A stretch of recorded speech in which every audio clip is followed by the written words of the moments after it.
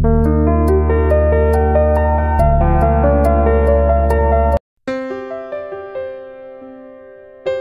தி Lord. கர்த்தருக்கு ஸ்தோத்திரம். கர்த்தர் நல்லவர், அவர் கிருபை என்றும் உள்ளது.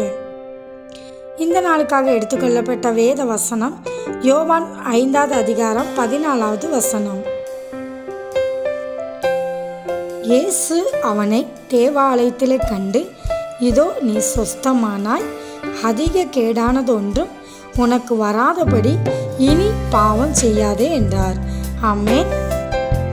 இதை பார்த்து கொண்டிருக்கிற பிரியமான சகோதர சகோதரிகளே, அதாவது 38 வருடமாக வியாதியாக இருந்த ஒரு மனுஷனை கர்த்தர் சுகமாக்கினார்ல, அவனை பார்த்து தான் இந்த வார்த்தையை கர்த்தர் சொல்கிறார். பாவத்தினால தான் இந்த வியாதி உனக்கு வந்திருக்கு, அதனால் இனி அதிக கேடானது ஒன்றும் உனக்கு வராதபடிக்கு இனி பாவம் செய்யாதே என்று கர்த்தர் அவனை பார்த்து சொல்லுகிறார்.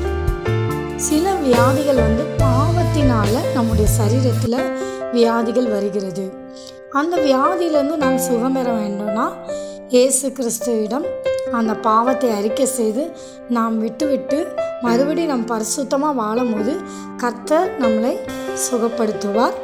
மறுபடியும் அந்த பாவத்தை செய்யாமல் நாம் இருக்கும்போது மறுபடியும் நம்முடைய சரீரத்தில் எந்த நோயும் வராமல் கர்த்தர் பாதுகாப்பார்.